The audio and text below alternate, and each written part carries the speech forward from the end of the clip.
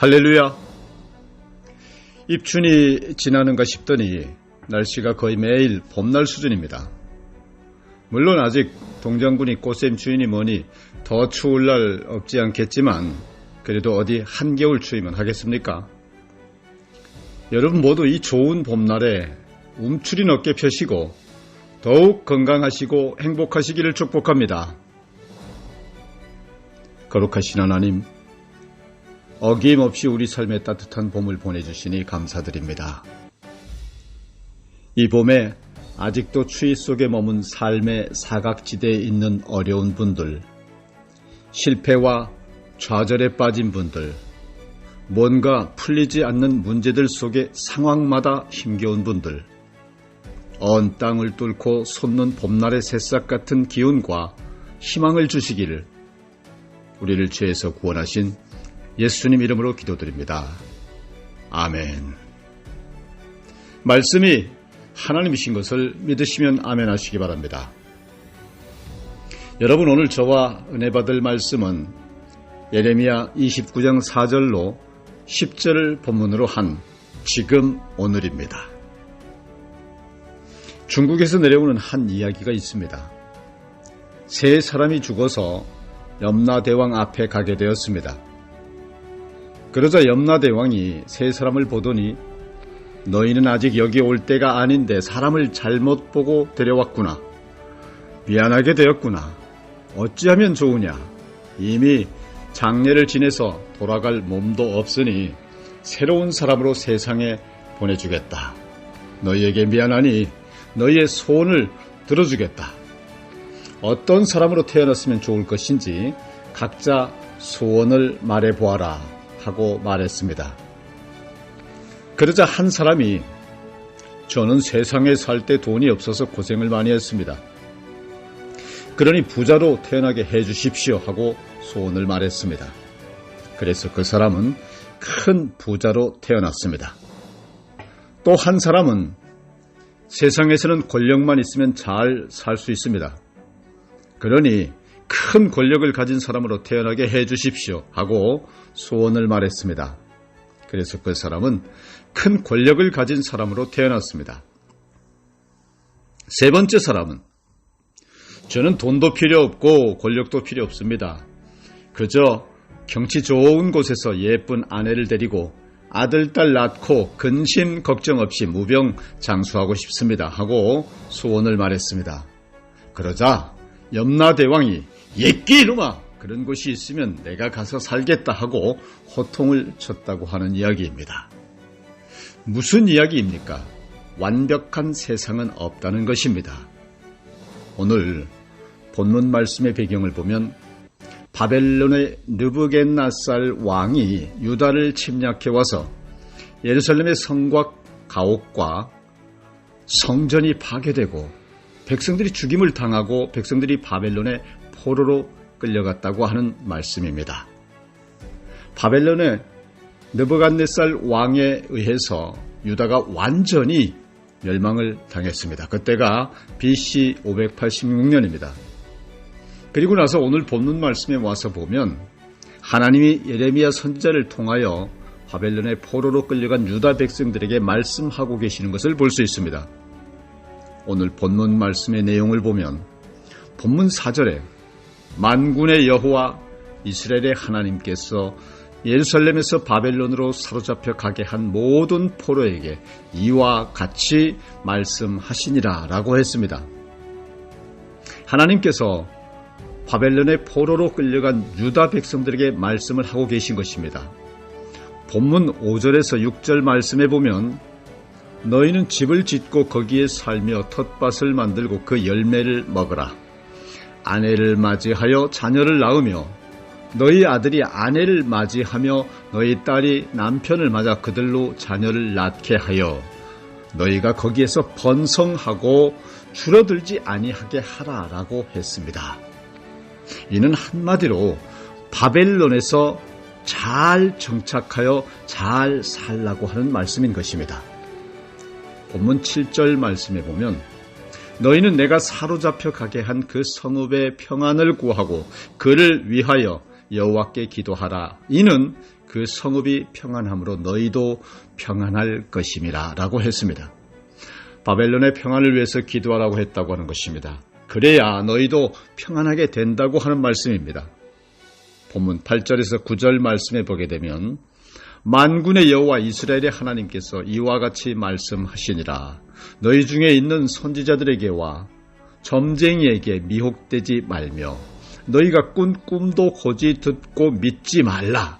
내가 그들을 보내지 아니하였어도 그들이 내 이름으로 거짓을 예언함이라. 여호와의 말씀이니라고 했습니다. 여러분, 이는 거짓 선지자들과 점쟁이에게 미혹되지 말라고 하는 말씀인 것입니다. 본문 10절 말씀에 보면 여호와께서 이와 같이 말씀하시니라. 바벨론에서 70년이 차면 내가 너희를 돌보고 나의 선한 말을 너희에게 성취하여 너희를 이곳으로 돌아오게 하리라고 했습니다. 이는 70년이 차면, 즉 바벨론에서 70년이 차면 다시 예루살렘으로 돌아오게 하시겠다고 하는 말씀입니다. 오늘 본문에서 주목해보고자 하는 말씀은 본문 5절에서 6절입니다. 본문 5절에서 6절 말씀을 다시 한번 보게 되면 너희는 집을 짓고 거기에 살며 텃밭을 만들고 그 열매를 먹어라. 아내를 맞이하여 자녀를 낳으며 너희 아들이 아내를 맞이하며 너희 딸이 남편을 맞아 그들로 자녀를 낳게 하여 너희가 거기에서 번성하고 줄어들지 아니하게 하라 라고 말씀하셨습니다. 저는 이 말씀을 보면서 이런 생각을 해보았습니다. 아니, 나라가 망해서 포로로 끌려갔으면 탈출을 하든지 독립운동을 하든지 자포자기를 하든지 해야 되는 것 아닌가 하고 생각해 보았습니다. 그런데 하나님은 바벨론의 포로로 끌려간 유다 백성들에게 뭐라고 말씀하십니까? 집을 짓고 거기에 살라고 하셨습니다. 텃밭을 만들고 그 열매를 먹으라고 하셨습니다. 아내를 맞이하고 남편을 맞이하여 자녀를 낳으라고 하셨습니다. 거기서 번성하고 줄어들지 않게 하라고 하셨습니다. 왜 그렇습니까? 왜 하나님이 그렇게 말씀하고 계십니까? 해답은 본문 10절에 있습니다. 본문 10절에 보면 70년이 차면이라고 했습니다. 바벨론에서 포로 생활 70년이 차면 하나님이 다시 예루살렘으로 돌아오게 하신다는 말씀입니다. 그러니 그때까지, 그날이 오기까지 바벨론에서 잘 살고 있어야 한다는 말씀인 것입니다. 저는 오늘 본문 말씀을 보면서 한마디로 지금 오늘이라고 말씀을 드리고 싶습니다. 지난 날을 잊어버리고 미래의 소망을 가지고 지금 오늘 현실 속에서 충실하게 사는 것이 가장 중요하다고 하는 말씀인 것입니다. 나라가 망하여 포로로 끌려온 현실을 받아들이고 지금 오늘 충실하게 살아야 70년이 차면 소망의 나라에 다시 이르게 된다고 하는 말씀입니다. 지금 오늘 낙심하고 절망하고 포기하면 70년이 차더라도 소망의 나라에 이를 수가 없습니다. 그러나 지금 오늘 충실하게 살면 70년이 찼을 때 소망의 나라에 이르게 되는 것입니다. 영국의 러스킨이라는 사람은 자신의 책상 위에 돈 하나를 보물처럼 간직하고 살았는데요. 그 돈에는 today, 오늘이라고 쓰여져 있다고 합니다. 오늘을 소중하게 여기고 산 것입니다. 오늘을 소중하게 여기고 오늘을 충실하게 산 것입니다. 그 사람의 일생을 보려면 그 사람이 하루를 어떻게 살아가고 있는가를 보면 그 사람의 일생을 예측할 수 있다고 했습니다. 영국 수상 윈스턴 처칠도 이런 말을 했습니다. 대영 제국의 번영이 1000년간 계속된다고 하더라도 사람들은 여전히 말할 것이다. 지금 이때가 결정의 시기이다. 이런 사실을 명심해야 할 것이다 라고 말했습니다. 여러분, 지금 오늘이 중요하다는 것입니다. 지금 오늘이 1000년의 시작이고 지금 오늘의 결정이 1000년의 영향을 미치게 된다고 하는 것이 있습니다. 이런 말이 있습니다. 어제는 취소된 수표요, 내일은 약속된 어음이요, 오직 지금 오늘만이 손에 쥐어진 현금이다 라고 하는 말입니다. 어제는 취소된 수표처럼 쓸모없기 때문입니다. 내일은 약속된 어음처럼 불확실하기 때문입니다. 그러므로 오직 지금 오늘만이 손에 쥔 현금처럼 확실한 나의 것이다 라고 하는 것입니다. 여러분, 오늘을 소중하게 여겨야 합니다. 지금 오늘을 잘 살아야 합니다. 지금 오늘을 충실하게 살아야 합니다. 지금 오늘을 행복하게 살아야 합니다. 그렇다고 오늘만 그렇게 살자는 얘기가 아닙니다. 오늘 그렇게 살아야 70년이 차면 소망의 나라에 이를 수가 있다고 하는 말씀인 것입니다. 빌립보서 3장 13절에서 14절 말씀에 보면 형제들아 나는 아직 내가 잡은 줄로 여기지 아니하고 오직 한 일, 즉 뒤에 있는 것은 잊어버리고 앞에 있는 것을 잡으려고 표대를 향하여 그리스도 예수 안에서 하나님이 위에서 부르신 부름의 상을 위하여 달려가노라 라고 기록했습니다. 분명 표대를 향하여 라고 했습니다.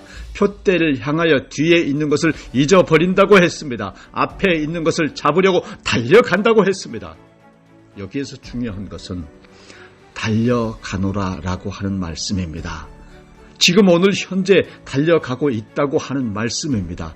뒤에 있는 것 때문에 오늘 달려가는 일을 멈추면 안 됩니다. 지금 오늘 다름질을 계속하고 있어야 합니다.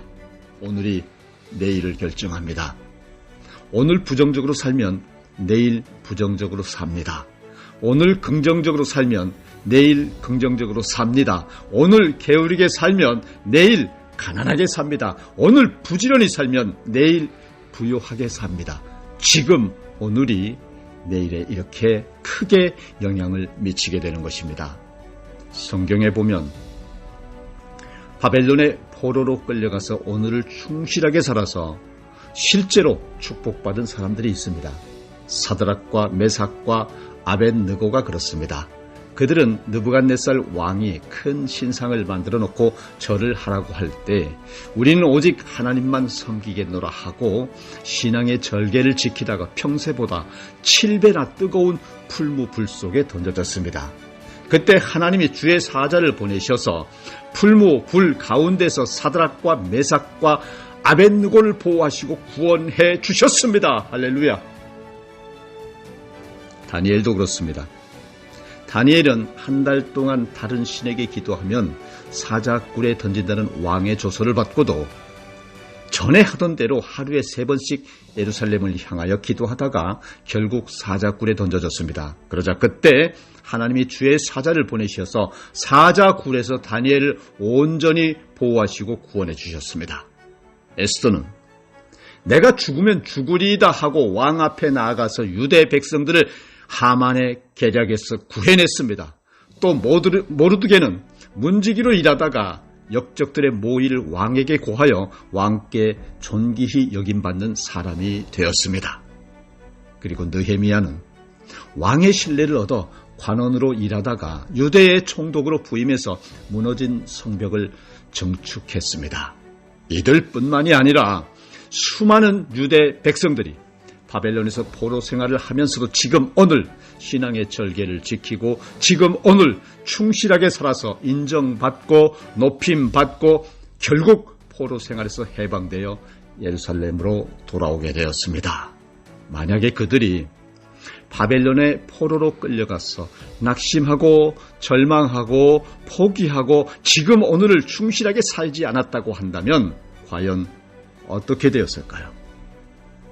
말씀을 정리하겠습니다. 철학자 스피노자는 이런 말을 했습니다. 내일 지구의 종말이 온다 할지라도 나는 오늘 한 그루의 사과나무를 심겠다. 이는 지금 오늘을 중요하게 여긴 말인 것입니다. 오늘을 충실하게 산다고 하는 말인 것입니다. 오늘이 어제를 빛나게 합니다. 오늘이 내일을 밝게 합니다. 여러분은 2023년도에 어떤 기도 제목을 가지고 출발하셨습니까? 어떤 소망을 가지고 있습니까? 기도 제목 그 어떤 소망도 지금 오늘이라는 바탕 위에서 이루어집니다. 지금 오늘이 중요합니다. 지금 오늘이 모여서 2023년도가 완성되고 또 내 인생이 완성되는 것입니다. 그러므로 여러분, 지금 오늘을 소중하게 여기시고 충실하게 살아서 어제의 일이 빛나고 내일의 일이 더 밝은, 빛나고 밝고 복 있는 행복한 성도가 다 되시기를 나사렛 예수 그리스도 이름으로 축복합니다. 다 같이 기도하시겠습니다. 때 되면 혹한 추위를 따뜻한 봄으로 바꾸어 주시고 언 땅을 뚫고 새싹이 돋게 하시며 꽃 피고 열매 맺게 하시는 사랑과 은혜가 충만하신 만군의 여호와 하나님 아버지, 지금 오늘 우리에게 주신 말씀에 감사드리고 지금 오늘 드린 예배로 거듭나게 하시고 지금 오늘 주님께 더 가까이 다가가게 하시고 지금 오늘 하늘의 뜻을 이 땅에 이루어 주님께 영광 돌리는 복되고 능력 있는 주의 자녀가 다 되게 하여 주시옵소서. 예수 그리스도 이름으로 기도드립니다. 아멘.